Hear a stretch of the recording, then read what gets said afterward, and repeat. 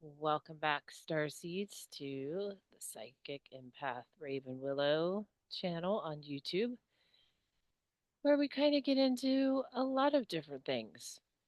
And I just did a podcast video about the Anunnaki, and I happened to mention Nikola Tesla in there a couple of times. So I figured, why not? It's time to do Nikola Tesla. So, massive, massive crazy inventor. I mean, it's like the Wayne's World of, we're not worthy. That's Nikola Tesla. So he admittedly had contact with universal beings, received information, constant communication from them. He was not shy about talking about that. Of course, during his time, that was widely ridiculed and shamed, and you know, he faced those kinds of stigmas from that. But in January 7th of 1943, he moved to New York. And he had a heart attack at this time in his life. Hours after this, some very remarkable things happened. So this is when the government swoops in and his body is missing all of his technical papers, experiments, anything that he had in his room in the Hotel New Yorker was taken. And of course, you know, the government tries to play it off like, oh, well, there was nothing there. Well, if there was nothing there, then why was you there in the first place?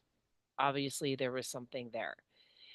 We all know this because he was shut down throughout history and prevented from giving us free renewable energy and a ton of other inventions that could have benefited mankind. So the oligarch system could not have this. They had to get the fossil fuel mining going on, had to make that incredible amounts of money that still exist for the 1% of this country. And of course, J. Edgar Hoover, one of the most corrupt men in the history of this country. We can add Nixon and Trump to that list, but there's a slew of others. He was involved in this as well. So nothing was left there. And I believe it was his nephew, if I'm wrong about the person that showed up to collect his things, take care of the deceased, all those things you have to do when people die. He shows up, there's nothing there. So that's your number one clue. This guy was on to a lot of something, and the government did not want us to know about it. And he was always paranoid about somebody coming to kill him because he had a lot of threats throughout his career.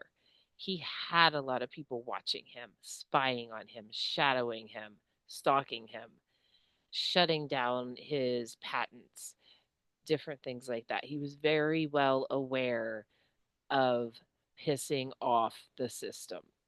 So he always had that paranoia that, somebody was going to come and kill him.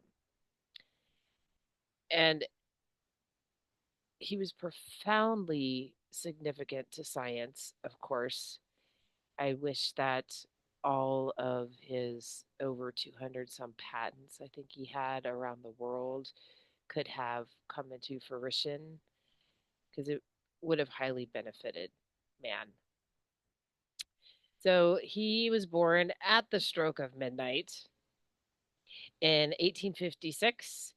There was a lightning storm, and the midwife was like really just like freaked out about this. It was a bad omen. Oh my gosh, people could be really superstitious at that point in time. And in what is now called Croatia. But his mother was like, no, this is a sign, and he is going to do beautiful, amazing things. And she could feel it, and she could, just from her infant son. And she said that he would be a child of light. So that is very significant because he literally was. And he was already inventing things as a child, from toys that were automated. He even had toys that were powered by bugs. So he was already on this invention train even as a child. And he was always fascinated by thunderstorms. Maybe that's because he was born during an extreme lightning storm. I'm not sure. He was always fascinated by thunderstorms. Uh, he was completely fascinated by lightning his entire life, by electricity, and he was determined to harness this into energy for the benefit of humankind. And this started at an early age for him. So in 1881, he studies math and physics, which, of course, all scientists study math and physics in Austria. And he became an electrical engineer in Bulgaria. So he did that for a while. And 3 years later, he moved to New York. And this is when he started working for Thomas Edison. And if you're like me and you're a metalhead and you've ever listened to the rock band Tesla and their song Edison's Medicine, it is about the corruption of Thomas Edison and what he did to Nikola Tesla. So give that a listen, just a little side note. But in the end, they ended up becoming rivals instead of working together. So Edison had what we call direct current, which is what we still use today. And Tesla had alternating current. So another rock band reference, AC/DC. Um, but DC needed many, many power stations. It could not transmit very far. I mean, we're talking a few miles here at most. So there would have been an incredible number of power stations to run this DC system at the time. And Edison, with this DC power, could only light a single light bulb. So it was not very practical. It, it just wasn't going to work the way that it was set up at the time in his experiments. So AC power could power all electric devices. So not just your light bulbs, your fans, your old telephones, any electrical that people, as they got more money, got their houses wired for electrical. It could power everything electrical. And he wanted to harness the power of Niagara Falls. He was kind of denied that, but he was well aware of hydroelectric power, and that was going to be the main source for his electrical system. And sorry. So, just with the power that he set up, he could illuminate the entire Northeast with his AC power. Edison could only light up a freaking light bulb, but Edison was part of the system. Tesla was not. Okay. So it's more like you could say Tesla had the jet engine of the day and Edison had the horse and buggy. That's how different they were in ways of their technology. So Edison was definitely into this propaganda machine, making it sound like the AC power was very, very dangerous. He even went to the extent of electrocuting dogs and cats. Like, I don't even want to go there. Like, ugh. And an elephant. I mean, like, how evil can this man be? Um, so, and these were public demonstrations. I mean, it's just disgusting. Like, who's going to go out in public and watch a poor animal be tortured and electrocuted? That's just gross. So you could tell right there where Edison's mind was. Um, so Tesla's system still remains the main source of our power grid today. And it's not just a useful thing for Earth, it is also a universal thing. And I'll get to that in a little bit later.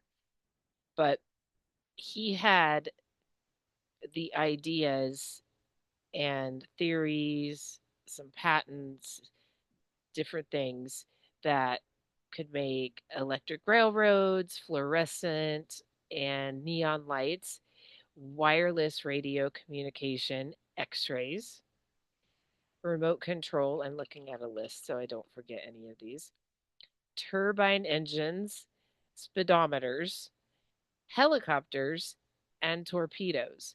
And this is all just from his electrical system. So he had 700 worldwide patents at the time of his death. So this man's mind never stopped. And I'll get into his mind and how it worked a little bit later here, but he was the Leonardo da Vinci of the Industrial Revolution age. He could see far into the future. He had visions. He knew his stuff, right? So the Industrial Revolution ended up having a complete disregard for anything that had to do with our environment. If you watch any documentaries, like I do all the time because I'm a history nerd, just looking at the videos that were taken, the film, sorry, not videos, the films taken from that time, you can tell how polluted the air was. There was actually a time in London where, because they burned coal and then all this other things that were going on with factories and the Industrial Revolution, people could not see across the street. The air was so toxic. They literally could not see. That's disgusting. And frankly, I'm pissed off that we still don't have clean air to breathe or clean water and a lot of other things that we could have had. But Tesla said that there is a difference between progress and technology. So, progress is meant to help humankind. Technology is not necessarily meant to help humankind. So he was all about progress. How can we help the earth? How can we help humankind? And how can we do it cleanly so that everybody is not breathing in all of this crap and our rivers aren't being polluted with all of the waste and runoff from all of these factories and just nastiness that we're still dealing with today. So he was born during a time called the Zoharic prophecy, and that's pretty much related to the gates of wisdom. So his astrological chart must be a really something. I should actually pay to get Nikola Tesla's astrological chart. That would be really cool. Anyway, um, he was a human receiver. He communicated with extraterrestrial beings, which I call them universal beings because that's what they prefer to be called, all the time, had visions of things that would just come to his mind. He could see it. It was like a hologram to him. He could break each little tiny piece apart and know what it did and how it fit together and how to build these various machines. And then he would, obviously draw a sketch file for a patent, all of those things. So he had a lot of communication going on within the universe. So then we get to the biggest invention that everybody knows about him is the Tesla coil. And you all see the pictures of him sitting there reading his book, and there's like lightning going on around him from the Tesla coil, and like he's like, whatever, I'm perfectly safe. So we've all seen those pictures. Um, but this is a wireless system. So each tower or Tesla coil, each tower would send out the electrical pulses to the next tower and catch it without wires. And this could go on for miles and miles. So there wouldn't have been like the Edison way of you need to have a power station here and a couple miles there's another one and then another one and another one, and how much crap can we pollute the earth with and make it look disgusting and ugly. So we get to Colorado Springs. He did a wireless demo in Colorado Springs. So he built a Tesla coil, and he put metal rods onto light bulbs and stuck them in the ground 4 miles away from this Tesla coil. And the light bulbs lit up because energy is also transmitted through the earth. He was very much aware of that. And to get an even bigger demonstration, he actually went to JP Morgan to get, it's like I think $150,000, and made it sound like he was doing some kind of radio tower experiment. But he was building a very big Tesla coil tower, and it was at Warden Cliff in New York. So it went 120 feet into the ground, and then it was 200 and some odd feet tall, something like that. Um, and his idea was literally to build a lot of these and power the entire world, and it would be free energy. So it was a wireless system, like I said before. So you wouldn't see all these power poles with wires dipping everywhere and taking up the landscape and looking all nasty. Um, he also thought that this kind of power could help humans jump to planets, into space travel, into a lot of other things. So once JP Morgan found this out, he was like, no. And he cut off funding for this project. And that tower would end up being torn down, and which is a sad, sad thing to happen. So JP Morgan, found out that this was free power to everybody, and that's when he withdrew his funding for the project. As JP Morgan is part of the oligarch system, just like Thomas Edison. So in 1908, he was forced to abandon that project, and it was by 1913 that tower in New York was demolished and torn down. So he had a lot of people going against him, a lot of very powerful people, a lot of very rich people that did not want to give up that status and their money. So poor Tesla. And he just kept doing his thing and making more inventions. Um, he actually lit the Chicago World's Fair with his free renewable energy wireless system and demonstrated it there. And it lit the Chicago World's Fair beautifully. So he proved it time and time again that this is something that could happen. And he just had a lot of propaganda going against him, causing fear in everybody, which, by the way, the system still does to all of you people living in the US. It still creates fear. I say it all the time. I am half hillbilly. I am half from West Virginia. Okay. My family didn't have money to go to college and do those kinds of things. Even if you don't have money to get a higher education, go to a library, start educating yourself. Don't just watch Fox News. Don't just watch news in America. You need to watch news from all over the world to get the truth. Do not live in your little tiny boxes. That's how they get you with fear because they know that you are uneducated and they know you're not going to look into what they are saying.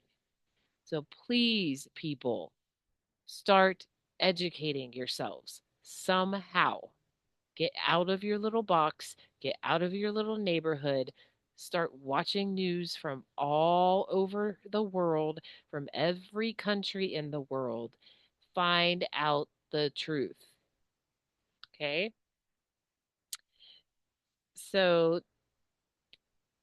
Tesla saw in his visions were very vivid. And like I said, it was almost like a hologram. And sometimes it would knock him out energy wise because that is a lot to happen. I've had a lot of information downloads that have happened to me, and it can be very draining. And I've actually had to tell the universal beings, like, dudes, like, back off, like, one thing at a time here. So that was part of his creativity and part of his clarity, and it's just mind-boggling to me, all the visions that this man had. Like, I'm almost jealous of it because I'm like, damn, dude. Like, I have visions and I have information downloads, but I'm definitely not a scientist and not an inventor. Mine is on a whole different wavelength. So, um, he he was basically of a new kind of collective consciousness. He was very aware of collective consciousness and how our thoughts and our actions shape the world around us. And he promoted that to people. He spoke about it often. So that is a very real thing. If you are very angry in life, that's what you're going to receive back. He would actually go out and communicate with nature and could just like I can. That's one thing we have in common. I can hear the trees singing to me and talking to me. I can hear the waters and the rivers and the animals that live within them and the oceans and all of these things. He could do that too. I also communicate with the universe. I can hear things in the universe. He could do that too.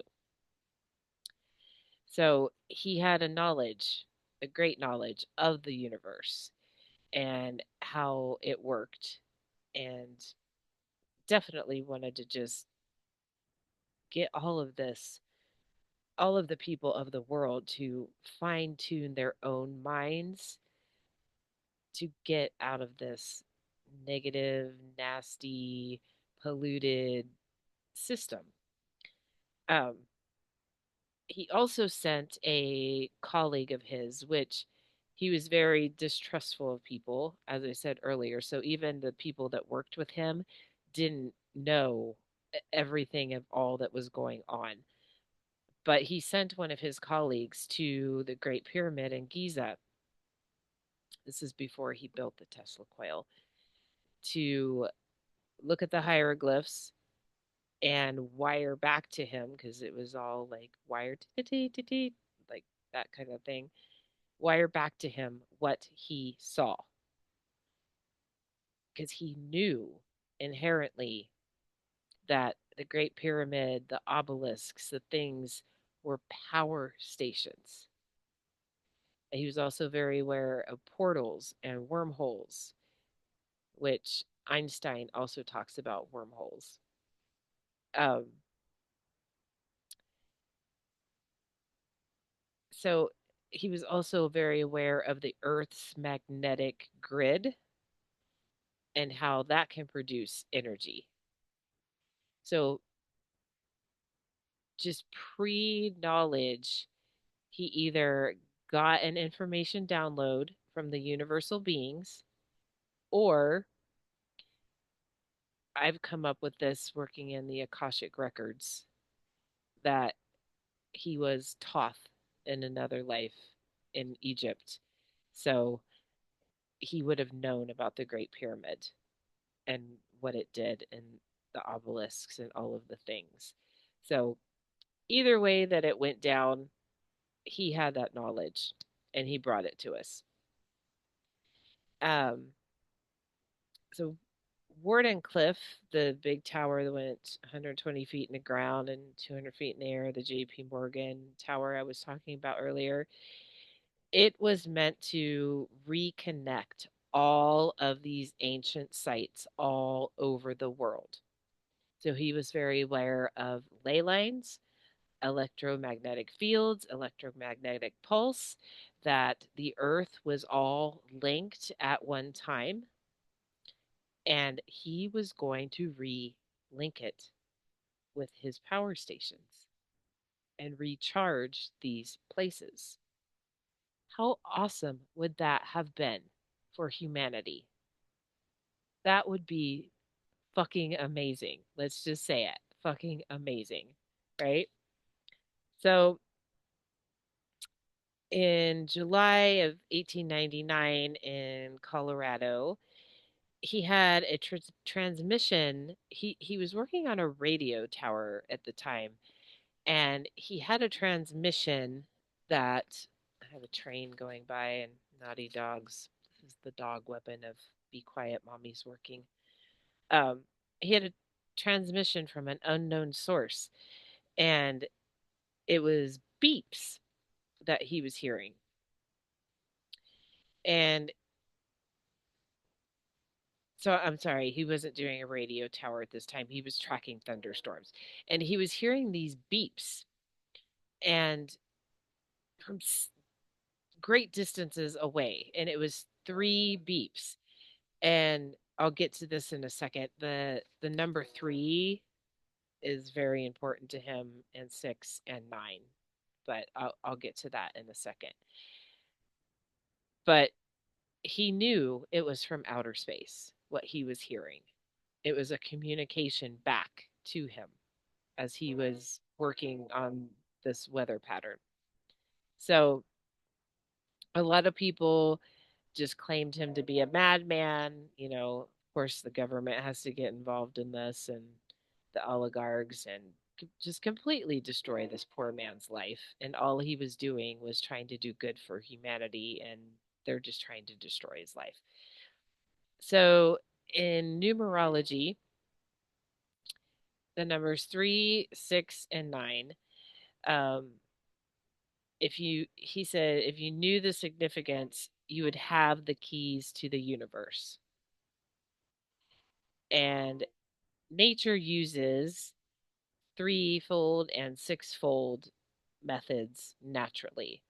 So if you look at like bee honeycombs, there's an example of one. So it's natural geometry. That's the numbers that is used in natural geometry. And then if you look at a lot of the ancient sites, a lot of their designs or just even artworks, they're in the 3 and 6 types of form that's called sacred geometry. I'm going to do a whole other podcast about sacred geometry because that one gets huge as well. Um, so the ancients emulated this. They emulated the patterns in nature, and they knew that they were an energy source. Um, and 3, 6, and 9 are the, I want to say this right because I'm definitely not a mathematician, are they're the only numbers that exist as energy without losing their identity. So if you look at certain shapes in sacred geometry, they're always the same. They're always consistent. And if you break it down, the number 3 is our connection to the universe, it's our creative expression. And number 6 is our inner strength and harmony. And number 9 is an inner rebirth. So it's letting go of what no longer serves you and going to higher consciousness. And 9 is the universal number. So you will find the number 9 in a lot of sacred geometry. It's even within the infinity symbol. When you start to break down the sacred geometry numbers, they all come back to number 9. So number 9 is very significant. And he was even a little bit OCD in his ways. Like he wouldn't even enter a building until he walked around it 3 times. The room that he had at the Hotel New Yorker had threes in the number. So he was very connected to these numbers. He understood them very well and how they work within Earth and with the universe and with the universal beings. So honestly, if you don't know a lot about Nikola Tesla, get out there and study him because he could have given us fresh air, clean water, and a whole bunch of other awesome things. And it even came down to like during World War II, he came up with, I don't know if they called it the death ray or something like this, but it could send out electric pulses that could destroy hundreds of ships or planes all at one time. And, once again, this was a clean thing. Then you had Einstein on the other side that was talking about the atomic bomb. Well, we all know the atomic bomb got made, and I'm just going to say it, that is the stupidest thing that humankind has ever done in the history of humankind. Like, let's build the thing that will contaminate the earth for thousands and thousands of years and make it inhabitable or destroy it completely altogether. Let's build that. So I am not proud of the United States for making that decision during the war, what they should have done, because I do understand that they were afraid that, Hitler was going to build the bomb and have the bomb. But what they should have done is taken that knowledge and said, this should never be made, ever, and made that a precedent for the world instead of leaving us where we are now, where everybody's always got their finger on the so called trigger and demonstrating their nuclear power. Even nuclear power plants are not safe, they are not clean. So much nuclear waste comes off of a nuclear power plant every single day that we do not have enough room to store it. And where are they storing it? Underground. So think about that again for a second, folks. So that is Nikola Tesla and just a little, you know, however much time that took. But every single person in this country, around the world, should literally be pissed the hell off that we could have had free, wireless, renewable energy, clean air to breathe, clean river systems. The oceans wouldn't be polluted. A lot of things would have changed and shifted as to the different products that we made, how we made them, the things that would have came about. It pisses me off. I think that everybody should get together and sue the hell out of the government because these are literally proven facts. And they dismissed them, shunned this man, made him look like some crazy guy that nobody should be following. And he pretty much lived in just horrible. Like he was at the Hotel New Yorker, but the guy had hardly any money by the time he was an older man. He was living in just, kind of squalor conditions and just sad what our government does to people. So the main thing here is obviously this man is a beautiful person, gave us so much, and we need to honor him and respect him. And these inventions need to be made, and we need to have these clean, renewable systems, period. But everybody needs to get pissed the fuck off and do something about it. There is power in numbers. So get pissed off. Say something, do something, get with the government, start talking. That's the point of this whole podcast. So, as always, thanks for stopping by, everybody. I will put some contact information down below for you. And please like and subscribe. I know my channel is still kind of new, but everybody has to start somewhere. So please like and subscribe, tell your friends, everybody tune in, and I will have the next episode coming out really soon. So have a good, wonderful rest of your day, and see you starseeds later.